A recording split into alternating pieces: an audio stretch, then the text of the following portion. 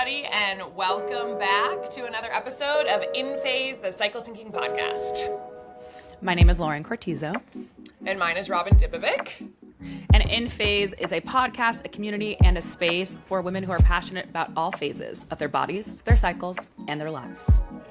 And their lives. Lauren, how is your life going? It's a Saturday morning in LA. Yes. You're in Brentwood right now. I'm in Highland Park. We're doing a little long distance recording for anyone who is perhaps watching on YouTube. By the way, we are on YouTube. If anyone feels the need to see our faces the whole time, we also have video on Spotify. How is your morning going? Morning is good. This week I was in Miami for 40 hours. Oh my God, I did see that you put the sweetest little photo dump on Instagram, and it was very uncharacteristic of you because it's I saw it was late night, I saw a martini, Yep. I saw a cutie little mirror selfie, and I was like, whoa, we don't usually get graced with this kind of Instagram presence from you, so talk to me. This is true, and this is what happens when you do an overnight without your child. This is what happens. So it was so fun because Gabe got booked at this show in Miami. It's like this beautiful theater in Miami Beach, and this doesn't happen often.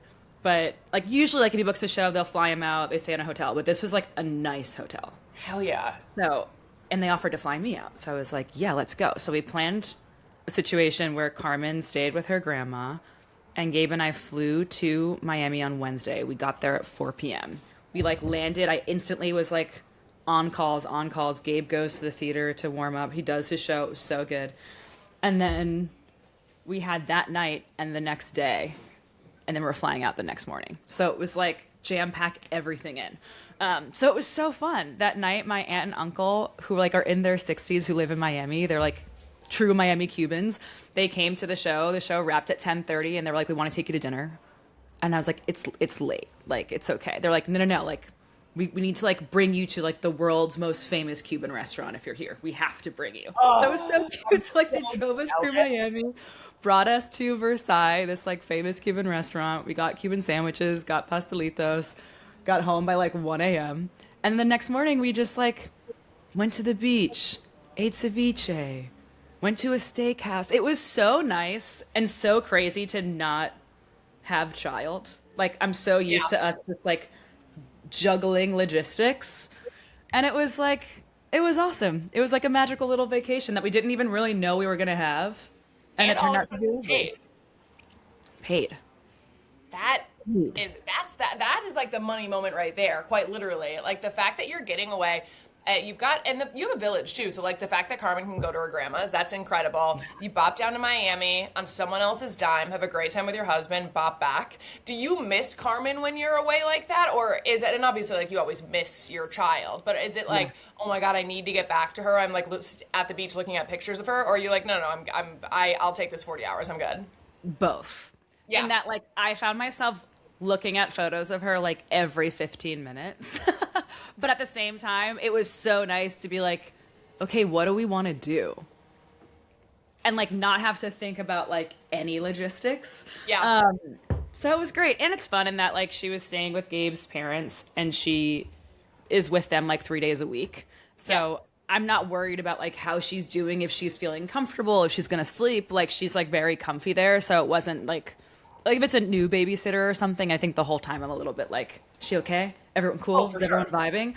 Whereas this was oh, she's in good hands. We can rock and roll. So it was awesome. And it was such a fun thing too, where it was in the middle of the week. So I took off a Thursday. Yeah. And then I worked both travel days. And it was kind of nice because it was power through the Wednesday.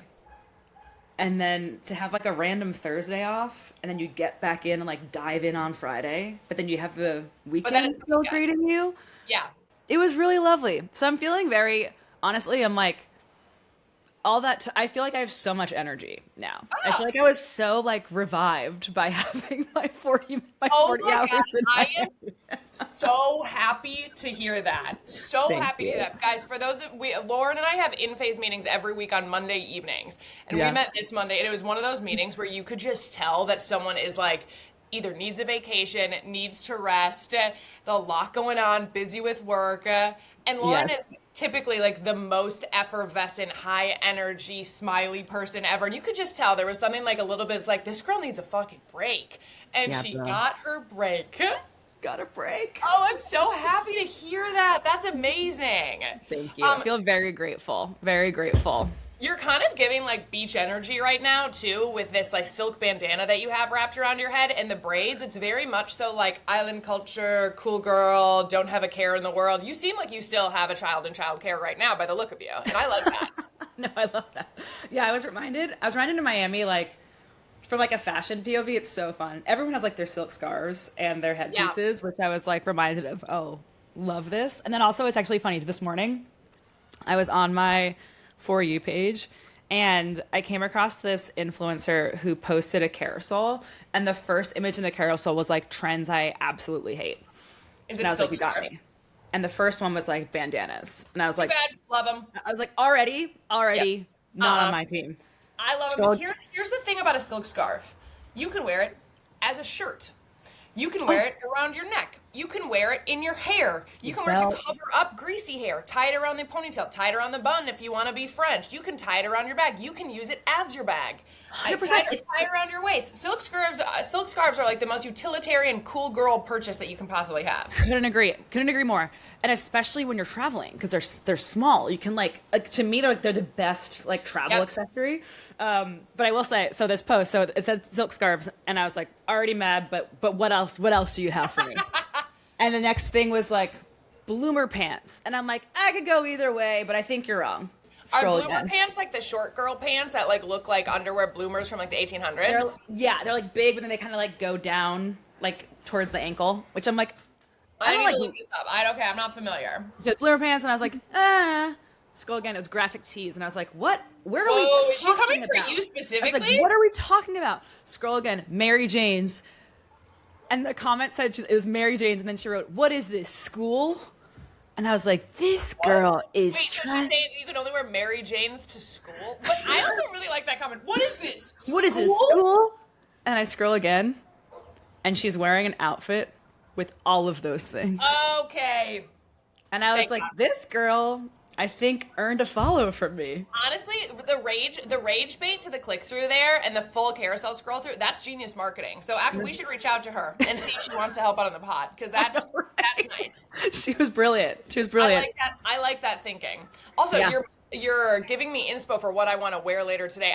So this is what I have going on today. It's actually a very fun day. Ooh.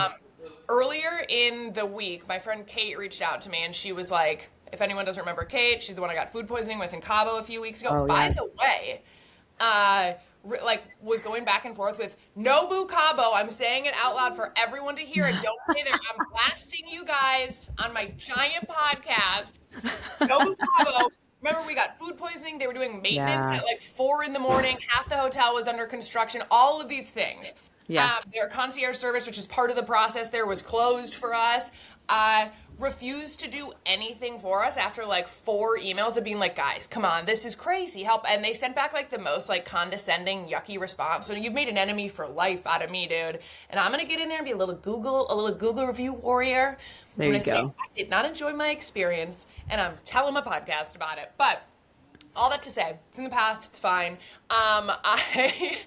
But Kate hit me up earlier this week. She was like, hey, do you want to go to this Red Bull soapbox racing event downtown on Saturday? Wait, you're nodding vigorously. Do you know what this is? No, totally. This has been like coming up in conversation a ton, because everyone's like, it's happening in downtown LA. Oh my god, I just was like, sure. I mean, I'm the biggest yes girl, which is like a blessing and a curse for me. I'm just like, yeah, I have no idea what you're talking about, but it sounds fun. Yeah. And so I go home and tell Harry, and I was like, hey, I think we're gonna do this like soap derby box thing for Red Bull. He's like, are you talking about the Red Bull soap box derby? And I was like, why does everyone know what this is? So what is it? It's cars that like go down a hill that people built and they like explode along the way, is what Kate said. She was like, we got to get a good seat down at the end of the hill, because that's where you have the view of the cars like falling apart. Out about it this year being in downtown. I was just so shocked. I was like, yeah, sounds fun. And then of course my like very male partner was like, yeah, fucking sick car races, build it yourself.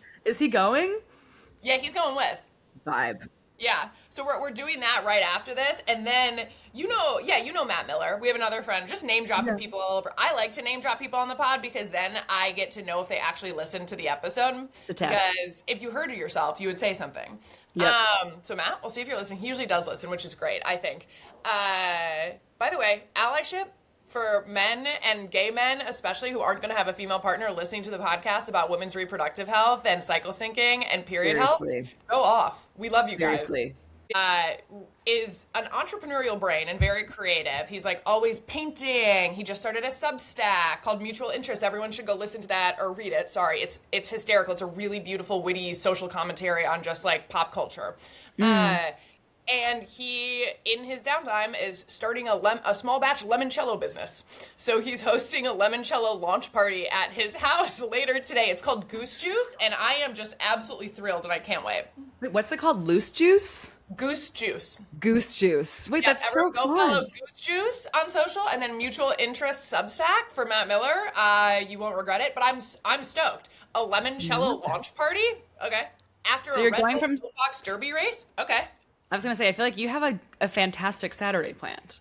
Okay, so yeah, wait. So what do you wear that you can do? I hope so. both? That's the question. Maybe a silk scarf, because as I'm going full curly hair today, and I feel like rocking what you're doing Yeah. might be a cool like, oh, I'm a cool girl vibe today. I can float between soapbox derby racing and limoncello parties. Heck yeah, love I'll report that. back. I'll report back on the fit, but Yeah. as we know, very important. It is. It is very much so. Love that. And how was the week? Week was good. What do I have? I mean, just busy. You and I are talking a lot about like how we're just busy right now, and that's a good thing. That's always a good thing. What a privilege to be busy, in my opinion. Yeah. But so Harry and I are going to Lisbon in about 3 weeks because we're going on a big wedding planning trip. So we're going to Lisbon. We're meeting with our wedding planners for 5 days. And then since we're over there, we're adding on another stop, which is Mallorca. And I've never been to Mallorca, but I studied abroad in Spain when I was in college. So I love, love, love Spain and Spanish culture and Spanish food and the Spanish language. So I am so stoked about that. But I'm also really excited to go do this wedding planning trip because as a type A individual trying to plan a wedding abroad and just look at venues online and try to like scour details of corners and how does this feel? How big is the space? It's Yeah. really difficult. So we're like going to tour places for like welcome parties and the pool party afterwards and like the hotel blocks and getting ready spaces and stuff like that, and then like place for the rehearsal dinner. So I'm really excited. I think it's just gonna be like a very fun, like meaningful trip. I think it's going to be such a special gosh. trip. So I'm really, really stoked about that. That is awesome. So what does it look like 3 weeks out? Are you thinking about, I guess, did you figure out like Bruce care? Are you thinking about we got Bruce your care planner? figured out. Honestly, my whole focus has been on the Mallorca side of it because we are not planning the Lisbon trip at all because our planners are. So we basically just have the days blocked off, and they are going to give the itinerary for like when we're doing, for instance, I'll be doing like hair and makeup trials, and then we'll go and visit this pool, and then we'll go to the production company that does all like the draping and the tablescapes and stuff like Wow. that. So here's what I need to do is in advance get like my deck together for all of the different sections of this because I obviously want to come in with a visual and talk everyone through, all right, here's the vibe, here's the style, here's the flow, here's the color palette. Yeah. Here's the energy we want to imbue with this stationery. I am going to be a psychopath, but you know what? Girl loves design, okay? Hey, and also- creative brain means really, really, like type A is scary but effective. Very effective. Do you have like, can you give me 3 words that you Yes. want the wedding to embody? Yes, I can. I would say, well, some of these are hyphenates, okay? Okay. Euro chic. Mm-hmm. This is a three word hyphenate, but let me just go with it. I'm with you. Cool girl party. Great. Luxe. Vibe. I want it to just be like I want it to feel like a cool New York party, but in Europe with everyone in tuxes.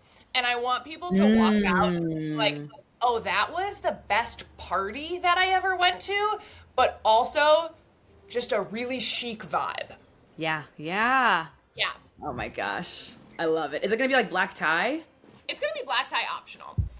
Cool. It's going to be black tie optional. Don't worry, I already have an entire Pinterest board that is guest attire inspo, but you'll crush. Incredible. So I'm really like, I'm just like not concerned about that. Thank But you. yeah, I want it to be just like big bright colors, drama for people. Like picture Yeah. like men in tuxes and then women in like bright orange dresses with like feather bottoms or Love. like several layers of sequins in like a bright emerald green. Like I want the goal for all the women to be like, how do I show up the bride? How do I show up the bride? You know? Like, Amazing. go off, go big, or go home, okay? So great. So And- great. But I'm starting to, now that it's a year away as opposed to 2 years away from when we got engaged, since we got engaged last April, it's now actually starting to feel real, which is so Yeah. fun. Whereas before it was Yeah. like, it's going to be in a couple of years. I'm really not worried about it. Now it's like, oh shit, okay, it's coming up. And I can start to get like actually excited about it, which is so fun. Totally. How are you feeling about the dress that you showed me? I'm last I'm episode? still feeling good about it, but of course, like the farther away you get from something, I think I'm like, wait, was it that magical? But then I was like, no, it is. What I need to do though is get back, is go back and try it on again and do like not alterations, but do measurements and just like do the second gut check about it. But I'm still feeling good. But what I've heard is that once you find it, you have to stop looking at other dresses like on the internet or anything because you'll just drive yourself nuts. You found your dress it was the first dress you tried on at a sample sale by yourself, wasn't it? It was the second dress I tried on. I went to one store. That's crazy. I'm on my 10th. I went to one This store. is also the difference between me and you and me, very type A and like type B, cool, chill, relaxed girl. I've got like spreadsheets and you're like, let me pop in this store. I want to get quiet. I also, the one thing that I do regret about it is that I didn't get to like go wedding dress shopping with my mom. Yeah. Because I think there was this sample sale. So I was like, I should go because it's a sample sale. And I went with two friends and I was like, there's no way I'm going to find the wedding dress. And then literally I pulled 4 dresses. It was the second one I tried on. I think it was the first one I pulled. Actually, you're right. It's the first I pulled. And I was like, ooh, it's perfect. I was like, oh no. Was she upset? Or was She she was like bummed. disappointed that she didn't get to go with you? She was bummed. She was very supportive and so happy that I found it. And I, of course, FaceTimed her, but she was definitely bummed, which I totally understand. And now that I have a daughter, I'm like, oh, now I really get it. Like, like the thought of her like, doing very quintessential rite of passages. Do you know what I mean? Yeah, totally. Yeah. Totally. It was funny because my dad listens to the podcast. Hey, Dad, speaking of men supporting women. Hey, Dad. And he texted me this week and he goes, so can I see a picture? And I was like, no, Dad. That's really cute. He was very cute. He just sent back as he was like, okay, I get it, with a sad face. But Yeah. you have a first look with your dad, you know? Totally. So it's like, or many people do, and that's what I would like to do. I'd love to do like a first look like with my dad and my brothers because I'm very close with my brothers. They're my besties. But I was like, no, it's going to be so much cooler in person in Europe than it is right now at a dimly lit photo selfie from a bridal shop. You know what I mean? No, totally. I will say though, when I went to text you this week, I forgot that your photo was in the text thread and I fully gasped again. It's so good. I love it. So good. I need to get out of my own head about it because I think you can second guess yourself into anything, especially when, 100%. It is my kryptonite when people say especially as opposed to especially, by the way. Yeah. Yep. Along with espresso. Is it the espresso? Especially, and it is espresso. But especially when there is such a wide variety of choice available to us, like on the internet, in every TikTok I see is all bridal stuff, and I need to just like shield my eyes from it. So. It's real. That's real. Still loving it. Okay, but speaking of family members listening to the pod, I have a correction to make from our episode last week. So Is it about your if uncle? you remember, I talked about Uncle Mark and Aunt Ellen. And Uncle Mark, who passed out at his own wedding, and I was assuming it's because he was nervous because he loves Ellen so much, and it's a very big experience. That morning, 8:17 a.m. is a text I get from Ellen the day our podcast launches that week. First of all, go Ellen. Thanks for listening, Aunt I was Ellen. like, this is such an early morning listen. I feel like you're turning it on immediately on Tuesday when it launches. Thank you for It's a dangerous way to start the day, if you ask me. But that is some support right there. This is the text. It doesn't even have a greeting. It just goes 8:17 a.m. Tuesday. The fainting had more to do with cutting off the circulation in your legs when you kneel. He never fell over. We propped him up on the kneeler. Heart, heart, heart. Wait, why was he? I was like, he went down. I had that wrong. I was picturing him absolutely going down. So it was about circulation from kneeling in a Catholic church. Those masses are long. And he did not go fully down. And I need to respect Uncle Mark, and I need to make that correction. Wow. Well, Uncle Mark, we apologize on behalf of InPhase. And a way to be a man of God, Uncle Mark. There you Hey, go. yeah, we are a big old Irish Catholic family, let me tell you. I will not be having a Catholic wedding, and I think that's probably apparent to everyone as we created a podcast that's made around the phases of the moon. So, but I respect everyone's choice, and it was a fun way to grow up. Oh my God. All Love right, should we it. dive into it? Yes. Okay, before we even jump into our first segment, though, which phase are you in? Okay. I'm going to tell We you. were synced for a while. But I know our timelines are usually different. So I'm like, where are we at? Now we're unsynced now, though. I am still in my luteal phase, deep in my luteal phase, because I know you had your period this week, right? Yeah. I would love to get my period. I'm at that point where I really deeply feel my luteal phase so much, and I've just been like melancholy and irritable and like doing the thing that we always do, like questioning all my choices and whatnot this week. So I am just ready to start bleeding and to move on with my life and to move back into a happier state of being where everything doesn't seem like the most existential question that I've ever faced every single day. Do you know what I mean? 100%. 100% know what you mean. Yep. Okay. That's real. That's real. Are you in your menstrual cycle? I think this is day 1 follicular. Which actually makes sense, which is why I feel so energetic today. Partially Miami, and now I'm like, wrapped up yesterday. So anytime follicular. someone says they're in their follicular phase, I'm just like, ooh, I'm so jealous. That moment, that day that you wake up, which is today for you, where like, I'm ready to go. I'm a normal person again. So true. So true. All right. Live in that for me. I can't wait. I can't wait to see you there soon. I'll meet you here. We're waiting. We had a really funny submission last week for Luteal Made Me Do It. Those of you who don't know, we are doing a segment every week, at least one of these, where we're taking listener submissions of women who are telling us the kookiest thing that they've done in their luteal phase. And I have been loving getting these, whether it's voice notes from friends, comments on social. This is a comment on our Spotify from Ashley Day. Shout out Ashley. And I read this and I was like, oh my God. And this is what she had to say. Okay. So now I know that fasting is not healthy during your fertile cycling years, especially during your luteal phase. By the way, you guys, this is true. We can do an episode on this, but I try to stay away from fasting. Anyway, however, when I first started fasting, I decided to try a 24-hour fast during my luteal phase, also while moving from one home to another. I was so emotional, cranky, and irritable. I found myself in my new home, in my closet, on the floor crying. I decided to break my fast and immediately felt better, like nothing was wrong. It's like, oh my God. Yeah. That's intense. Especially because you need more calories during that phase. That's like the one. Oh your my body God. is like, feed me because it's preparing to menstruate. So you need extra energy, extra calories, extra nourishment. So if you're fasting during your luteal phase, and also how cranky we get when we're fasting anyway, and then couple that with the fact that you have like no estrogen, no serotonin. I like fear this experience. Right. I'm surprised she didn't just like burn the house to the ground, to be honest. Just to say, but then all of that, and then you're moving. Moving is the most stressful thing. No matter how prepared you are, moving is the worst. Oh God, yeah. Absolute worst. Oh God, yeah. When I moved into this apartment, or not into this house from my old apartment, the moving crew that I hired didn't bring a big enough van, so they just didn't pack up half my stuff and then like left that as my problem. They're like, it doesn't fit. It's like, okay, so I feel like this is a you guys' job thing to solve. So then anyway, so moving sucks regardless. It's the worst. On top of fasting and on top of luteal, Ashley, I'm happy for you. Thank you for sharing, and I'm glad you made it out alive. Yeah, Ashley, I'm happy you're with us still. And thanks for listening. Thanks for listening. Thanks for sharing.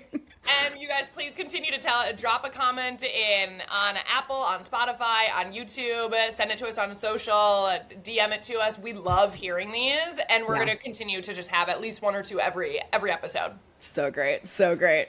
Okay. So let's get into what we're talking about today. Lauren, do you want to kick us off with what the episode is about? Yeah, absolutely. So this week we are talking about cycle syncing in regards to your career. I think this episode, I've been thinking about it obviously all week as we've been preparing for it, how the idea of cycle syncing for work for me feels like one of the most aspirational things in the world. I've never been able to do this because sometimes I'm just moving so fast, but I love the idea of us pausing and talking about it, because also there are so many things that aren't necessarily work specific, but can actually permeate into other aspects of our lives. So all I have to say is today we're going to talk about the way our cycles influence a handful of things that can impact our work, but specifically things like how it influences how we think, how we communicate, how we lead, how we create, how we focus, how we socialize, how we recover, how we handle stress. So all of these things that can really pertain to how we approach our work lives, but how we can also approach our lives outside of that too. I love that. And I love that you've been thinking about it. I think that this is a really aspirational element of cycle syncing. I think like you've hit the creme de la creme if you are able to cycle sync your menstrual cycle to your work style and your work life. One, because it's very cerebral to understand like the nuances of how your brain works, and then be able to plan out everything that you have to do for any type of career into just your phases. But then two, we live in a patriarchal society that is dictated by capitalism, where we don't get to decide our schedules all of the time. We don't get to decide when we have our reviews. We don't get to decide when we have to hire or fire someone. We don't get to decide when we have to present.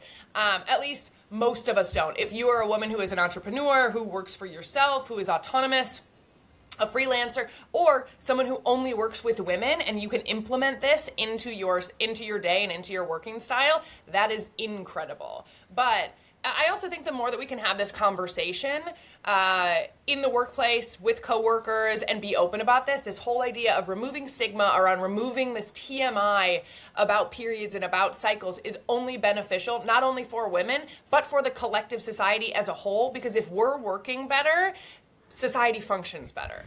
I've been Absolutely. as I've mentioned several times, very, very lucky to have a boss who also is a man, but is very open to the cycles of the women on his team, and he is acutely aware, and we communicate with him when we're in different phases, so he knows how to kind of navigate that with us, and it is so incredible. But also, I realize that is such a crazy privilege that most people don't have. But yeah, no, it is amazing though. And to your point, I think you're right.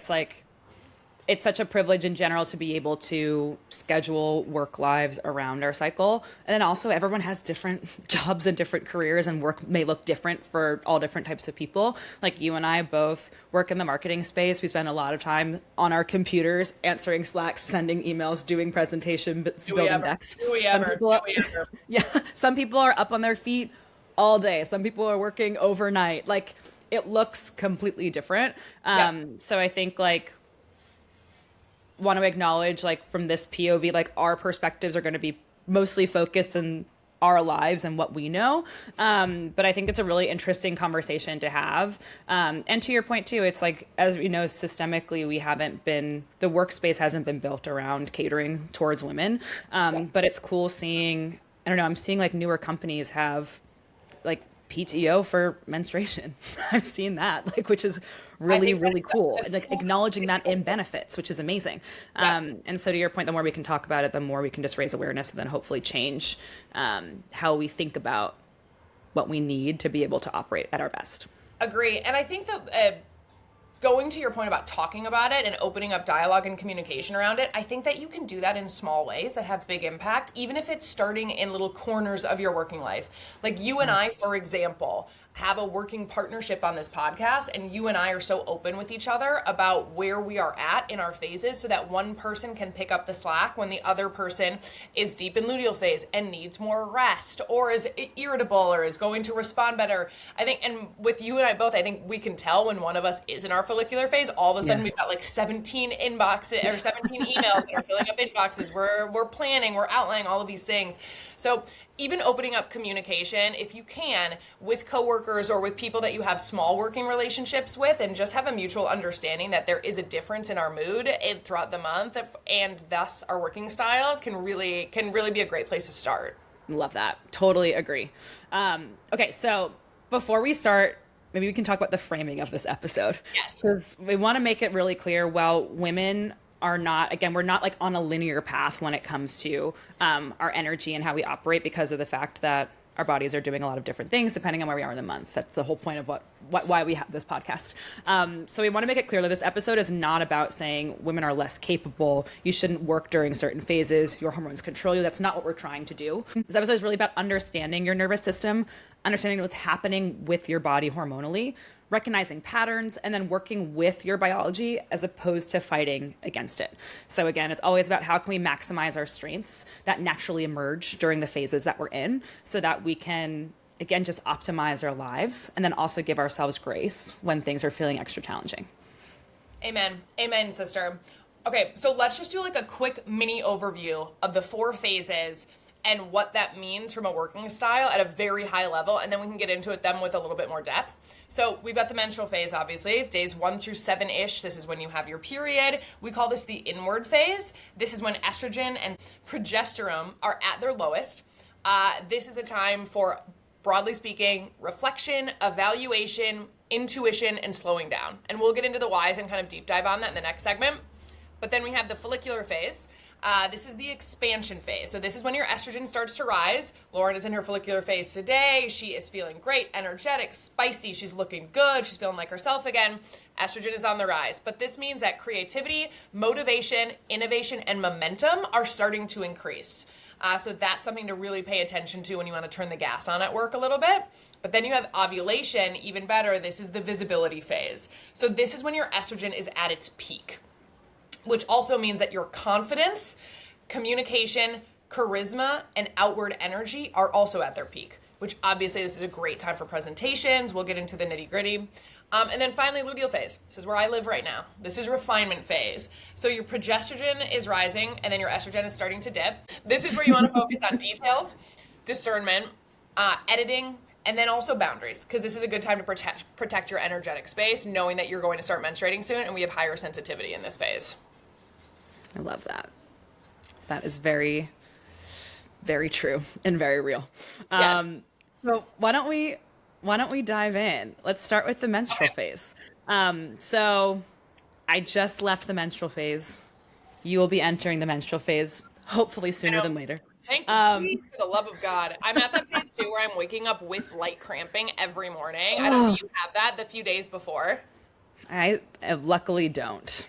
But I imagine it's not terrible, but it's one of those things, just like acute awareness that I'm like, come on, body, let's go. It's like a doorbell knock that's like very. It'll start to get more incessant like the closer I get, and I'm like, let's do it. Let's get the show on the road. It's almost like your period is playing Ding Dong Ditch. 100%. Ringing the and phone I'm is starting ringing to away. get pissed off. Yeah, that's understandable. I'm the angry neighbor, like coming out and being like, get off my stoop and stop fucking with me. I'm watching Matlock right now. Yeah, okay? 100%. Okay, so the menstrual phase, we could also refer to this as the strategic reset phase. Mm-hmm. So this is a time where it's a great opportunity to focus on strategic planning, on reviewing goals, on journaling ideas, on doing solo work. So things that don't require other people, that, you really want to have that extreme focus for, quiet creative thinking, and financial reviews. So during this phase, as Robin mentioned, both estrogen and progesterone are at their lowest levels of the cycle. So this creates a more inward, reflective, lower stimulation state in the brain and the body. So instead of prioritizing that outward energy, instead of doing social things, instead of planning presentations, for instance, this is a moment where it's really good to think inwardly, to really capitalize on creativity, and to also capitalize on the fact that we are so focused and can be thinking with clarity if we're doing more solo work. So I feel this way really deeply, where when I'm in my period and in my menstrual phase, I'm like, the last thing I want to be doing is like being in big meetings and having to present and having to organize a lot of people. However, if I need to stop and think about like strategically, how am I thinking about the next quarter, the next year, it's so easy for me to like zone in on that and think big picture. Yep. And again, I don't always have the ability to be able to plan for that, but I notice it's always like naturally when those ideas start to come up. And as a reminder to everybody, and Lo, you and I love to talk about it this way, but we look at the 4 phases as indicative of seasons. And your menstrual phase is winter, where it's like it's time for hibernation, which means that like you're also like starting to think about planting things. I was remembering the time where we were guessing each other's cycles, and I guessed when you were in your menstrual phase as opposed to luteal, because you said you were melancholy, you wanted to be solo, but you were doing a lot of forward thinking, and you were journaling, and you were planning for like what the next phase looks like. And I always think that like your period is such a great time to reset. It's when the moon starts over, it's when a new month starts essentially, and it's when you as a woman start a new cycle of yourself. So it's a really great time to like wipe the slate clean and be like, and have a look forward and be like, okay, what needs to get done this next month? You don't need to beat yourself up or be incredibly rigid about it, but it is a really good like, okay, sit down with a pen and paper during this phase and just take a look at the month ahead and write out your goals, go inward. You don't need to speak to anyone, but it's a good time to like come to center a little bit. I love that. And to that point too, it's like I'm actually thinking about this week, and the past few weeks I've just been feeling like overwhelmed and pretty stressed with work. Just a lot going on, and a lot going on outside of work too. And this week I was in my menstrual phase, and it was such a good opportunity to be like, how do I want to go into work? How do I want to fit work into my life? Because I think I was letting it take over my entire life. Yeah. And so it was also this really cool, like organic moment of reflection about even not necessarily about the work itself, but like how does my life and work fit together? Yeah. And how can I reset how I go into the workday so that I'm setting myself up for the best version of myself mentally when I approach the day. I love that. And I know that your menstrual phase comes with so many irritations. It comes with cramping, it comes with bloating, it comes with fatigue, it comes with cravings, it comes with being spending a lot more time in bed and maybe being a little bit more irritable. But it also, I just think there's something so beautiful about having a reset every single month. Like we get to start over, and we get to have a refresh, and we get to have a new day moment to kind of go into a whole new 30, 31 days or whatever it is and be like, okay, who do I want to be this month? How do I want to focus my life? And where do I want to put my energy? Like we don't need to wait until New Year's every year to do this. We can do it every single month, which is really, really cool. So true. I love being a woman. Amen. Amen. Let's talk about as career applications, like what this could look like in different careers too. And keep in mind, you guys, as Lauren mentioned, like we both have a long history in marketing and entertainment marketing and like creative content. So we're not lawyers or teachers. So these are high level. We would love if anyone has thoughts about what they do best during these times who have different career paths. I would be so interested to understand that more. So please drop us a comment or let us know. But if you work in a corporate environment, quarterly planning or workflow reviews, something that you're doing that's more an inward solo activity, but it involves reflection, introspection. If you work in a creative field, outlining or conceptual development, again, all about that planning and that solo work. If you're an entrepreneur, analytics reviews, vision planning. And if you work in healthcare or teachers or moms, this is a good time to just focus on simplifying routines and protecting your energy a little bit. Okay, talk to me about follicular phase. Talk to me about where you're at and what I'm so envious of right now. Oh, this morning I woke up and I thought, how lucky am I to be alive? The sun is shining. I did not feel that way this morning in my luteal phase. The sun is shining and all the possibilities are there. And now, you and I are just on the exact opposite ends of the spectrum, which is why it is so funny to be a woman. And we're only like 4 or 5 days apart, too. This is wild. I know. We were so synced a week ago, which was wild. I loved it. And but yeah, I feel like follicular phase. Again, say that 5 times fast. Yeah, give it a shot. It always gets me. This could also be referred to as the expansion and the innovation phase. This is a fun phase. So it's a great time to focus on brainstorming, collaboration, starting projects. Like if you've had an idea for a while and you're like, oh, I just need to like do it, like plan for the follicular phase to start doing those things, because that sort of like energy to start something new is traditionally pretty present. It's also a great time for networking, a great time for learning, and a great time for creating. So the reason for that is that, again, during this phase, your estrogen begins to steadily rise after menstruation.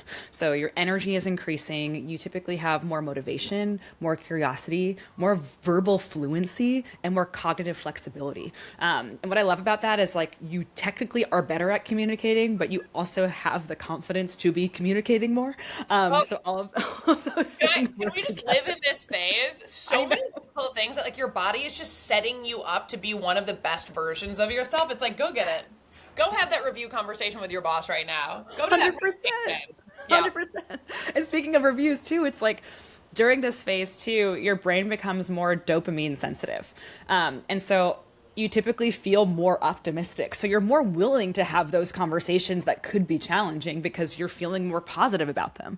You also I didn't know that. And I think that is so, because we hear so often of like you have a dip in serotonin, etc. I've never even heard of dopamine sensitivity. And that is an incredible sensitivity to have, which essentially is just a sensitivity to happy feeling, correct? To feeling awesson. Yes. I'm sensitive to feeling incredible. Smaller things. Yeah.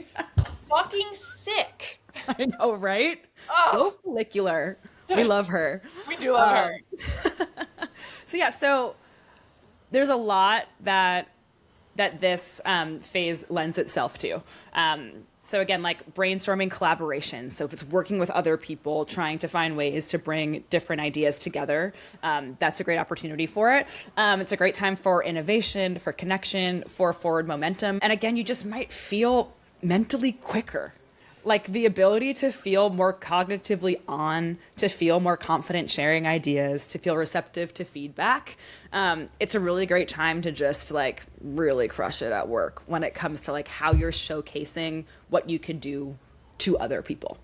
I think too, we had a big conversation about when we did our episode on the luteal phase. One thing that we said about the luteal phase is like, don't make big decisions or have tough conversations when you are in your luteal phase if you can avoid it. Opposite goes for follicular phase. This is a good time, like when you are more quick-witted, when you are more open to feedback and dopamine sensitive, it is a better time to have conversations that could be tougher, and it's a good time to kind of trust your gut and your intuition a little bit more. I love that. Yeah, it's like trust your instincts here. Exactly. And as women, we should always do that, but we shouldn't trust them 100% when we're in our luteal phase, because it turns out most of the time you don't need to blow up your life, leave your marriage, sell your house, etc. Many women notice that they do feel mentally quicker, more confident sharing ideas, more receptive to feedback, and then more energized by trying something new, which is amazing. So go try that new omakase restaurant after work if you want. But rather than the reflective inward energy of menstruation, which we just came out of, the follicular phase tends to create a more expansive and then almost externally focused mindset that supports things like growth, experimentation, and this building of momentum, which feels so good. Like you feel like you're in like a ball rolling down a hill when you're in follicular, but the hill is like down into a beach that looks really beautiful and it's all very exciting. You're like crash and burn at the end. Right. You're like, get me there so I can cannonball and then linger in the water. Exactly. Which is what a wonderful mindset to be in. Yes. So true. Lauren, talk to us about the career applications for follicular phase. Yeah, absolutely. So when it comes to like corporate setting, it's a great opportunity for brainstorm meetings. So again, in menstrual, it's helpful to be like brainstorming alone, but this is one where it's like, okay, in follicular, bring in other people, use this opportunity to help kickstart other people's creativity, just like bring some creative energy into the space. As I'm looking at our outline and thinking, because obviously I'm thinking about my schedule coming up for the next few weeks, and even this is where it's nice, like as two people who even have a podcast about this can always have more to learn about how to do this. I just scheduled a brainstorm on Friday, and it is for the week after next on Tuesday, and I'm doing the math in my head, and I will be squarely in my follicular phase, and it's a big one that I'm leading, and I'm like, that's great. And I'm wondering if I had it fallen, if it was for next week, I think right now after we got off this recording, I would move it. And like that is a cool realization to realize that I'm learning here too, everybody. I'm learning alongside of you. I love that. And it's funny, as you're speaking now too, it's reminding me I have a presentation on Tuesday. You're gonna fucking crush it. A pretty big one. And now I'm like, ovulation, you're gonna nail that. I'm like, oh my gosh, I have the most mental clarity and I'm the wittiest I've ever been. So strap up your boots, everybody. Get ready. Co-sign this, green light, whatever it is, give her whatever she wants, folks. Love it. So yeah, so the corporate space, it's great for presentations, for brainstorm meetings, for campaign ideation. And then if you work in creative, it's a perfect time for first drafts and content creation. I love this because I feel like in the creative space, sometimes, we can be perfectionist and we want to make something, perfect before we share it out. And it's like, share the first draft, trust your instincts. Like there's something there, and welcome that feedback and that collaboration to shape something into something even better than it could have been. Yeah. If you're an entrepreneur, this is a perfect time to figure out your launch planning. Also to think about ways to expand, how you can use different partnerships to expand your idea beyond what it's already been. And then if you're a student, it's an awesome time to study, especially in study groups, like utilize this time to, again, bounce ideas off of one another. And then it's an awesome time to also try and learn new concepts. So maybe try a different class you haven't thought about, or explore a different way of thinking that you may not have explored before, but it's a good time to give it a go. I love that. I love that we're including students in here as well.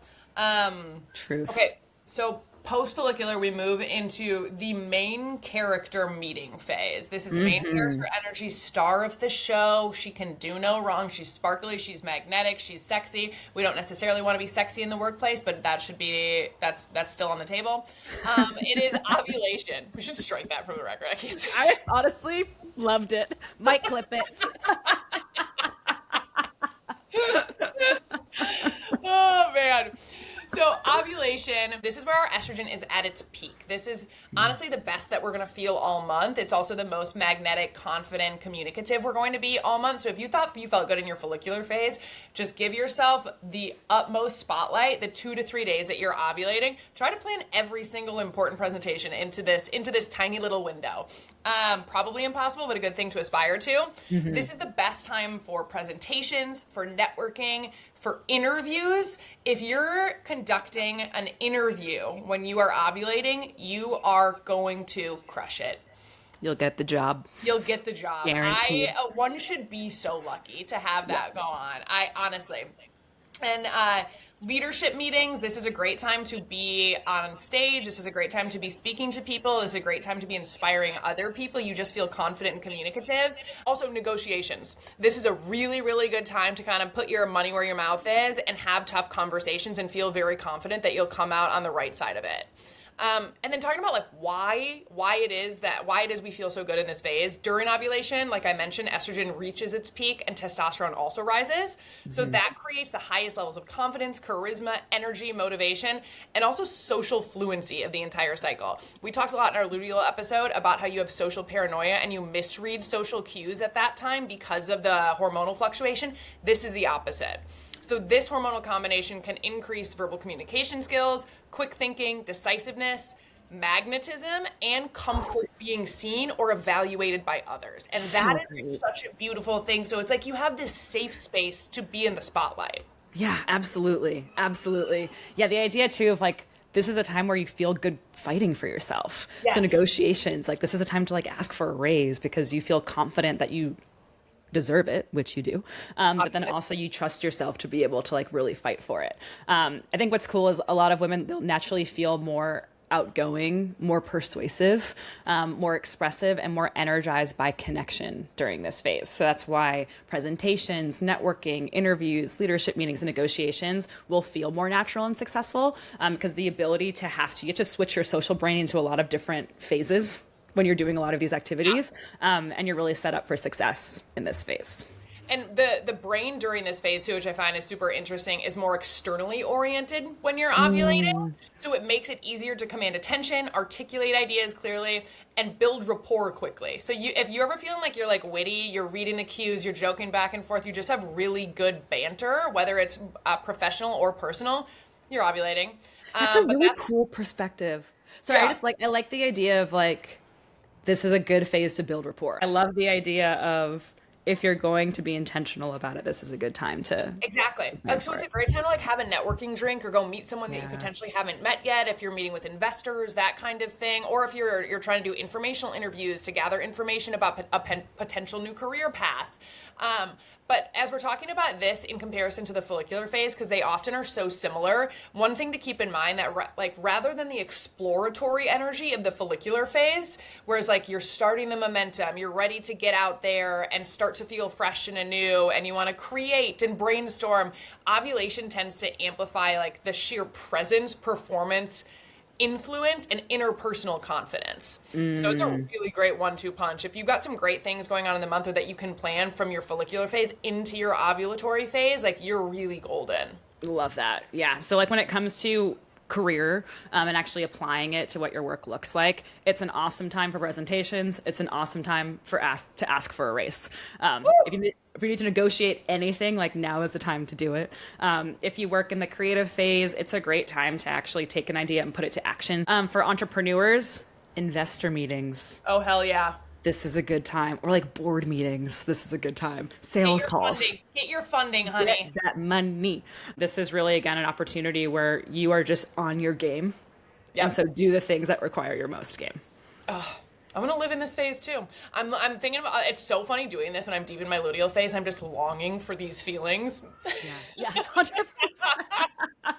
Like, damn, where is she? Speaking of the luteal phase, let's talk about her. No, as you guys know, I've talked about this before, I actually have a deep respect and admiration for the luteal phase because it allows us, knowing what it is and how it affects our bodies, allows me to give myself grace for why I feel the way I do. So 10 years ago when I didn't know about cycle syncing, I would have just thought that I was like lazy and sad this week for no reason. And now that I'm so in tune with this, I'm like, okay, I know that I have very low estrogen right now. I know that I need more rest. It's okay. This isn't me as a person. This is just a cycle right now. But this, as we talked about last time, this is kind of our editor-in-chief phase when you are in your luteal phase. So it's best work for, shocker, editing, but revising, budgeting, organization, analytics, project completion, tying up loose ends, and a lot of this similar to your menstrual phase. Many women feel better doing things solo and being less social when they are in their luteal phase. So these are tasks that you can accomplish on a smaller scale of social interaction, which I think is pretty important. Yeah, it's a great call. And the reason why is because during the luteal phase, our progesterone rises after ovulation while estrogen fluctuates. And so shifting the body and brain away from outward performance towards that internal focus is typically what's happening. So we're focusing more on discernment, on detail orientation, and completion, which is why, like what you just mentioned, finishing projects, this is a perfect time to be able to do that. Many women also we also notice increased sensitivity when it comes to inefficiencies, unfinished tasks, overstimulation, things feeling off, and it typically makes this phase highly productive for refining and problem solving. I'm smiling because I'm like, this is so real. So real. And I didn't realize like that there was an acute way to describe what happens to me during this phase, but as someone who's been going through this like the past few days, planning 2 trips, wedding planning like working on this podcast and a full-time job. I am just that meme of that cat banging on its keyboard all week this week. Harry's like, can you stop sending me 16 emails from the other room? You're like, I can't. No, all of these tasks are left unfinished and that gives me severe anxiety. That's crazy. Yeah. This honestly like is blowing my mind too because the sensitivity to inefficiencies, I'm always just noticing the things that aren't working well. I'm noticing like the processes that don't work. I'm noticing the inefficiencies. And like as a person who loves to be efficient, it's always during this phase where I'm like, what's going on? Why can't we figure this thing out? And so it's so funny, like the sensitivity to that makes so much sense. Your brain itself is becoming more analytical, critical, and detail focused during this time. And the analytical meets critical is really, really tough. For ourselves, for people that we might be working with, and for the safety and sanctity of our lives. So again, don't make big decisions during this time. Instead, focus on editing, revising, good time for budgeting, organization, anything analytical or anything focused on project completion. Because rather than being driven by like novelty or visibility, like the ovulation phase, the luteal phase tends to favor structure, organization, and this act of tying up loose ends. So this is why a lot of women naturally feel more motivated to like clean up systems, finalize decisions, catch mistakes We're always looking for mistakes. We're looking for social cues, etc. And kind of like create order before the cycle resets again with menstruation. I mean, this is luteal phase, as we mentioned, is kind of the fall of the hormonal cycle in terms of the season. So it's when we are like taking stock of all of our resources and gathering them, and we're preparing and we're hibernating. It is the time to like prepare, restore, and ready yourself for a new season. Yeah, it's really beautiful. Just the sense of we are naturally wired to want to get everything in order so that when we hit menstrual, we're set up for success. Yep. Like we want to tie up our loose ends. We want to tie up those conversations so that when we're in menstrual and we need to focus our energy on our bodies and then doing the inward work, we don't have to worry about this thing over here that maybe wasn't completed or maybe hasn't been given the attention that it needs. Just something about how like it's so like natural, which I think is so cool. And again, like this is why we love this shit. This is why I love learning about this. I find like the more I dig into everything around like our hormonal cycles, how vast and broad it is, the amount of aspects and elements of our life that this affects, how many different ways we can just like tweak things that we do to better optimize our lives, and then also like better optimize the being in sync with our bodies in that way. Like it's just so beautiful. It's like that right now I have that meme of like where it's like, oh wow, I love being a woman. Like I really deeply feel that, and learning about this like only further amplifies that feeling. So good.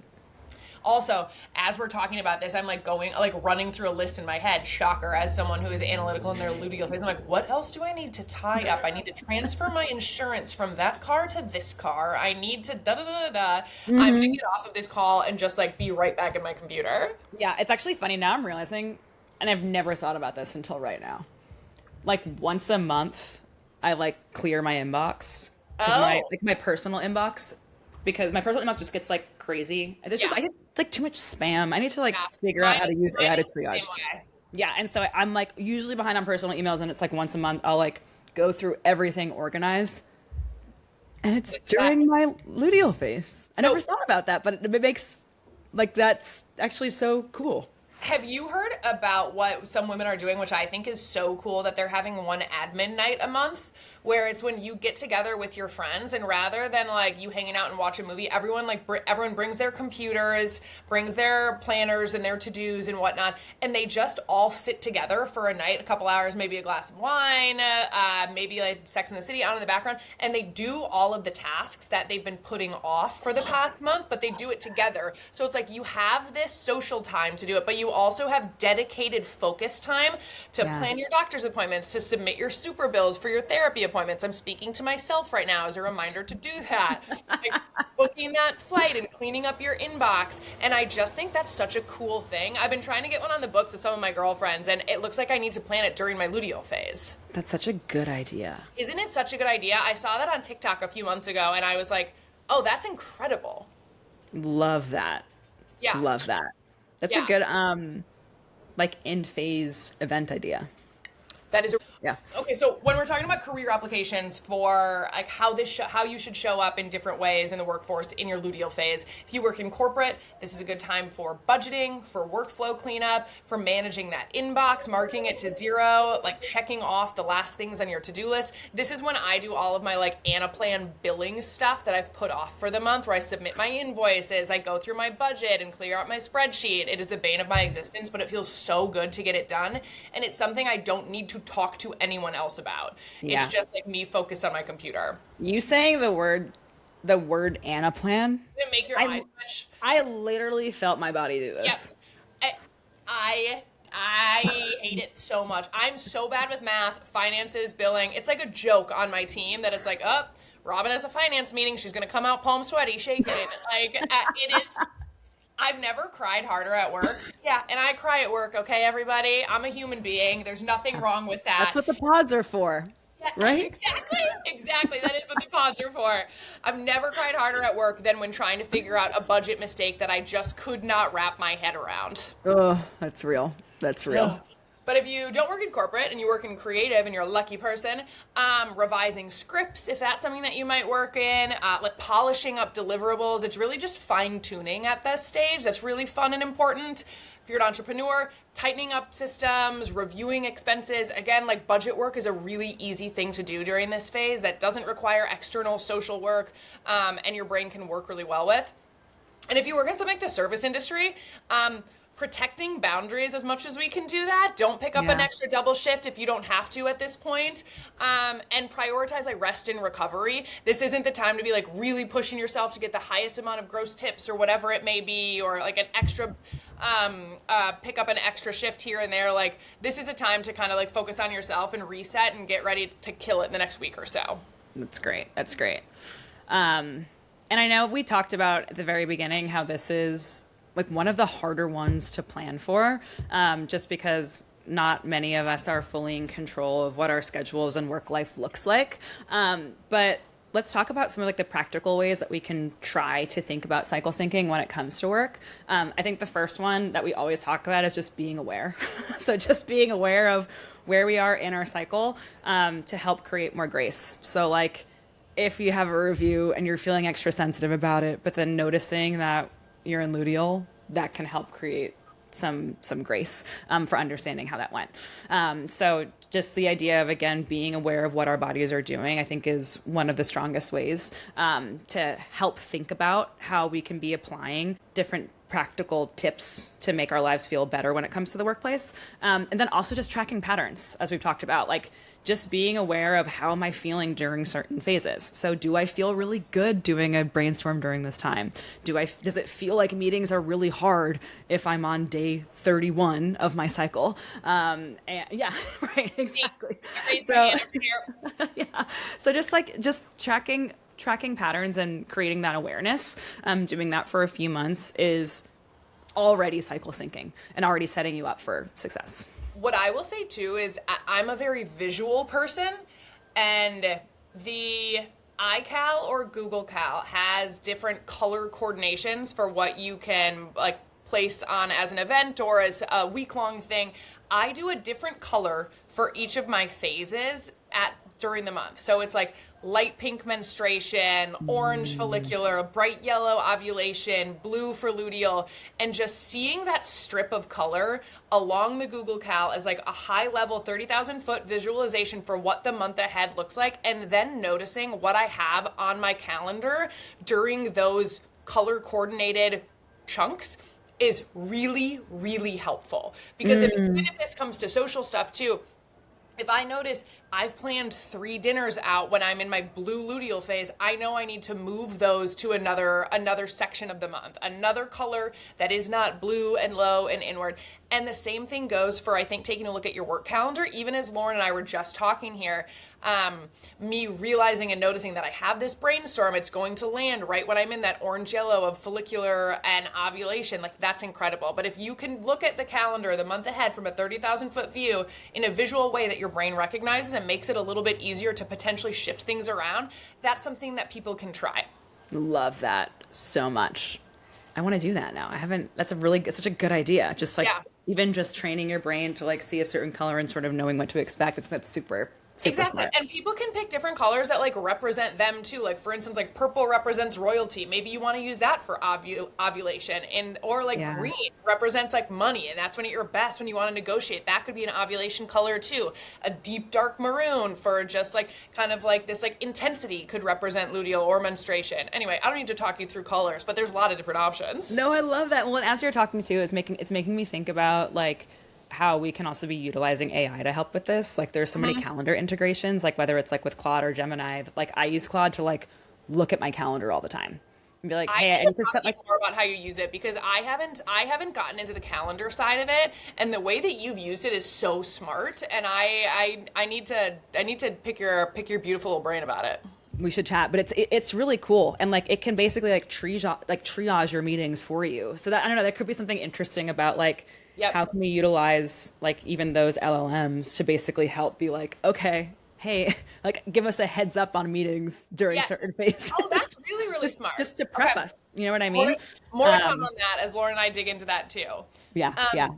And one thing to keep in mind, like the whole umbrella around this conversation, is that the modern workplace was built around linear productivity and patriarchy, but women often experience cyclical productivity. And that is something that is not wrong or bad. It is just something to pay attention to, because we do not and we are not meant to feel identical every day. So your cycle may naturally move you through restoration, expansion, visibility, and refinement, and every different phase contains different strengths. So don't see this as a bad thing. And again, as Lauren kicked off at the top of the episode, this is not women are less capable or women shouldn't work during their menstrual phase. This is just how can we pay attention to what's going on in our bodies and thus our brains during these different phases to be the best version of ourselves. Yes, it's like the reminder that we have all of these superpowers. So how can we be aware and plan our days so that we can use our superpower when it's handy and ready for us? What a cool way to look at the world. And maybe the best version of our power actually lives in learning how to work with our cycles instead of against them. Food for thought, folks. Love it. I so love fun. this one. This one, like walking away, like even as you and I who built this outline, I'm walking away with like a to-do list of what I need to kind of gut check and how I need to take a look at the next few weeks for me. Yeah, no, I agree. And I think this is one, like cycle syncing for work has always felt like, well, I can't do that because I have no control over my work schedule. I've always kind of, to be honest, like pushed it off. Yes. But I think I'm feeling really empowered on what are the small things that I can do to help set myself up for success.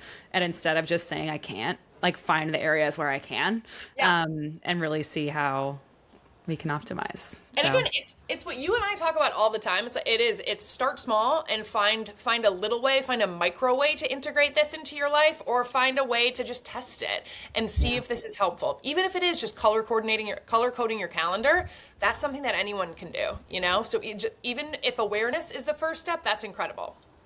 Amen. Amen.